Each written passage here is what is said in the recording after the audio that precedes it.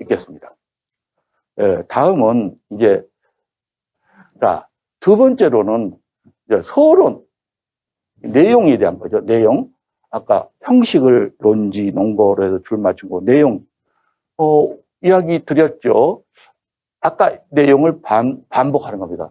문제를 보면 문제의 논제, 논술 문제의 핵심 주제를 줄쳐놓고 그것을 가지고 주어나 목적어나 서술로 쓰는 겁니다.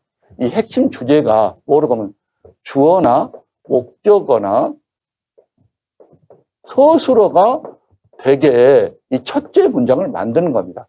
그래서 보통 주어로 만들면 무엇이 강조된다, 무엇이 중요하다, 긍정적으로 부각되고 있다 하고 하나의 주어를 이제 좀 이따가 다시 문제를 보고 말할 때 그 문제에서 핵심 주제를 잡아낼 겁니다. 그 잡아낸 문제를 가지고 이렇게 쓰고 이거 쓴다면은 그 다음에는 저절로 이해. 왜냐하면 이렇게 순접을 붙여서 왜냐하면 하고 이야기를 하면 말이 나온 대로 쓴다. 아니면 역접을 붙여두면 그러나 하지만 이렇게 하면 하여튼 접속사를 붙여서 말이 나오는 대로 쓰는 게 두 번째 문장입니다. 그래서 왜냐하면 뭐뭐 때문이다.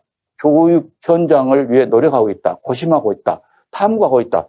이건 만능 트릭이니까 이렇게 쓸 수도 있고 이렇게 쓸 수도 있고 거기다가 여기다가 주제를 갖다 놓고 그 주제를 갖다 놓고 노력하고 있다. 고심하고 있다. 탐구하고 있다 중에서 하나를 싹 집어넣겠다는 게 만능 트릭입니다.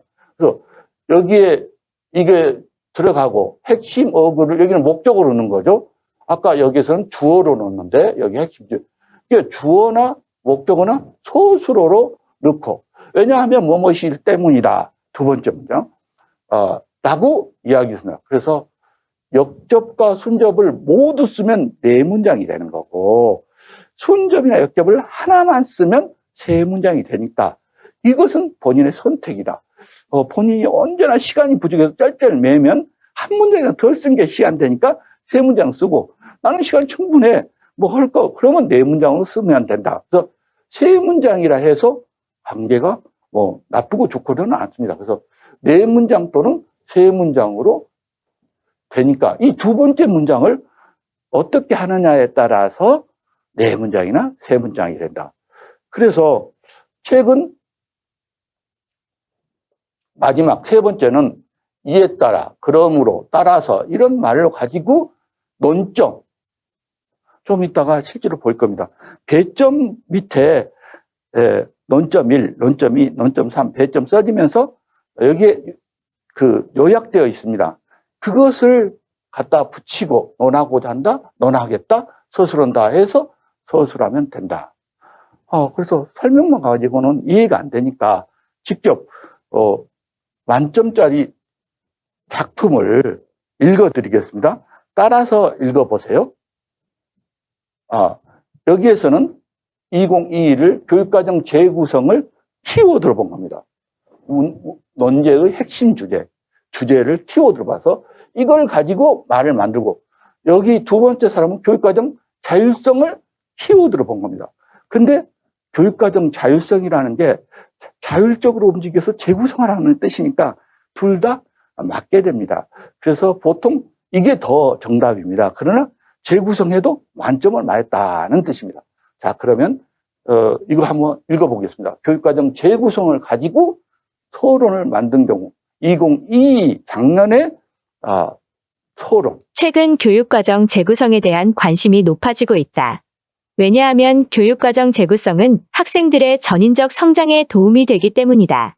따라서 본 글에서는 교육과정 편성 운영 주체에 따른 새 수준의 교육과정 개발의 필요성, 교육과정 실행의 관점과 교사의 역할, 교육과정 편성 운영 방안과 각 방안별 기대 효과를 논하고자 한다. 그러니까 첫째 문단은 이 교육과정 재구성을 사용했고 순접으로 했죠. 왜냐하면 순접으로 했죠. 그 교육과정 재구성에 대한 설명을 했고 마지막에 따라서 본글에서 뭘 할지 즉 논점 3개를 연결했습니다. 이 글에서는 논점을 3개를 쓰고 그 다음에 효과를 논하고자 한다 이렇게 썼죠. 자, 두 번째, 이 사람도 한번 봅시다. 성공적인 교육 실현을 위해 교육과정 자율성에 관한 논의가 지금까지 계속되어 왔다. 그러나 교육 현장에서는 교육과정 자율성의 실질적인 구현에 많은 어려움과 고민이 따르는 실정이다. 따라서 이 글에서는 편성 운영의 주체에 따른 교육과정 개발의 필요성 및 교육과정 실행 관점, 교육과정 편성 운영 방안에 대해 살펴보겠다. 네. 이 사람은 여기는 순접으로 해가지고 세 문장을 만들었고, 여기는 역접을 써가지고 세 문장을 만들었죠.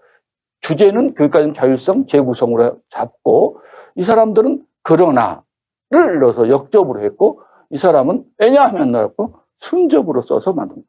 둘 다 순접이나 역접으로 해서 상관없다는 것을 말해주죠.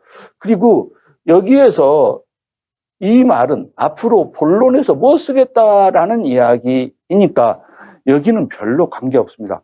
본론에 쓴 것을 요약해서 써도 되고 하나만 써도 되고 이 사람들처럼 세 개 다 꼬박꼬박 써도 상관없습니다. 그러나 김교사, 이교사 이런 말까지 다 써 지시문을 통째로 옮겨 쓴 것은 재구성되지 않아서 감점을 받은 적이 있습니다. 책에서. 그러니까 지시문을 통째로 옮겼으면 감점이 될 수 있지만 배점에 써져 있는 것은 그대로 옮겨도 상관없고 요약해서 옮겨도 상관없고 또 교육과정 재구성에 대해서 살펴보겠다 해도 아주 간단하게 주제만 가지고 이야기해도 상관없습니다. 그런데 이게 무난한 편입니다. 자, 소론 만능 툴을 아까 배우니까 이제 쓸 수 있겠다 했는데 이제 써봐야 되는 겁니다. 그래서 기출문제에서 다시 써보도록 해보겠습니다. 자, 그럼 본론은 어떻게 쓰느냐? 본론은 이게 3점짜리가 있고 6점짜리가 있죠. 그 6점짜리는 보통 2번 물어봅니다. 3점짜리는 한 번 물어보고요. 그래서 보통 논점 1에서 주제통합학습은 뭐 하는 식으로 물어본 주제, 아까 이 논술의 주제를 우리가 체크한다 했잖아요. 논제를 여기다가 쓰고 그 다음에 첫째 여기에 논지가 들어가죠. 논지가 들어가고 그 다음에 플러스 논거가 들어가고 그리고 둘째 또 논지가 들어가고 논거고 셋째 논지가 들어가고 논거를 들어가면 이게 3점짜리가 완성된다. 그래서 항상 논점 1에서 무엇은 논제를 쓰고 그다음 첫째 논지 쓰고 논거 쓰고 둘째 논지 쓰고 논거 쓰고 이렇게 쓴 것이 만능 틀이니까 이 틀은 그대로 쓴데 이 사이에 이 말하고 이 말 이것은 이제 문제마다 달라지는데 이것 위에는 똑같이 써도 아무 관계없다. 뭔다 써요? 임용시험은 질적인 것을 추구하지 양적인 걸 추구하지 질적인 걸 별로 취급하지 않기 때문에 키워드 썼느냐 안 썼느냐 보기 때문에 논지나 논거 중에 뭐가 들어갔어요? 키워드가 들어가면 합격. 둘 다 안 들어가면 안 돼요. 세 개. 그래서 1번일까 2번일까 헷갈리면 둘 다 여기다 집어넣고 또 세 개면 세 개가 될 것 같으면 뭐뭐하고 뭐뭐이다라고 잔뜩 집어넣어 버리세요. 그러면 20점 만점이 여러분 것이 될 가능성이 높습니다. 자, 논점 2는 6점짜리예요. 6점짜리. 그러면 두 번을 물어보는 거예요. 두 번을 물어보니까 논점 2에서 또 주제는 이미 문제에 적어져 있습니다. 주제를 해주고 논지 하고 나서 두 번째 두 가지 또 물어보거든요.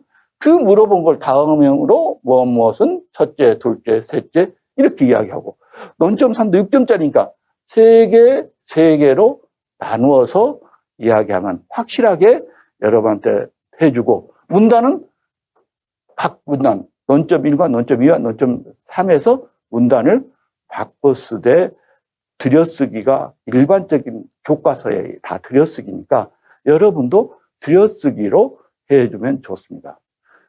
이거 가지고 이걸 적용하면 되는 것입니다. 그래서 우리가 좀 이따가 기출문제를 가지고 이야기할 때 적용하는 방법을 같이 해보겠습니다. 다음에는 결론입니다. 결론 똑같죠? 논제가 강조된다. 뭐뭐 해야 된다. 명언. 이런 것을 넣어서 함축적인 표현으로 쓰면 된다. 그래서 네 문장이나 세 문장, 즉 설명을 삭제하면 세 문장, 설명을 넣으면 세 문장, 넣으면 네 문장이 되죠. 이에 따라 그러므로 그 교사는 뭐뭐 해야 된다 하고 교사의 바람직한 자세를 언급하는 것을 쓰고, 세 번째, 뭐뭐 할 때 학생은 뭐뭐 할 수 있다. 교육적 이상을 적거나 구체적인 해결 방법, 전망, 교육의 이상을 적으면 본론이 끝납니다. 그래서 이 사람이 어떻게 썼는가는 다시 보겠습니다. 아까 이야기했죠. 이 사람은 교육적 재구성을 잡아서 순접으로 했었고, 교육과정 자율성을 갖고 역접을 서론해서 만든 사람이죠. 그럼 결론에서는 어떻게 되었나? 여러분도 함께 따라서 읽어보면서 아웃풋을 해봐야 됩니다. 눈으로만 이렇게 보는 게 아니라 따라서 읽어봐야 그게 내 머릿속으로 들어옵니다. 이게 따라서 하면요, 말로 할 때 내 언어가 돌고, 귀로 들어올 때 또 내가 들고, 손으로 할 때 또 내가 하는 겁니다. 눈으로 보면 눈 하나만 움직이는데 말로 하면 이게 네 개가 동시에 움직이거든요. 감각기관이 많이 동원될수록 내 거가 됩니다. 그래서 내 것을 충분히 활용하도록 하겠습니다. 자, 그러면 이것을 따라서 읽어보겠습니다. 교육의 질은 교사의 질을 넘기 힘들다. 따라서 교사는 연찬의 의무를 다하며 교육과정 재구성과 관련된 연구를 통해 전문성을 신장해야 한다. 이러한 교사와 함께 자라는 아이들은 미래 사회가 요구하는 핵심 역량을 갖춘 창의융합형 인재로 성장하게 될 것이다. 그래서 여기서는 무엇을 보냐 하면은 주로 질을 보지 않으니까 이런 말이 적당히 들어가 버리면 됩니다. 그러니까 재구성만 들어가요. 자, 여기서 보세요. 첫 문장은 좀 짧지요.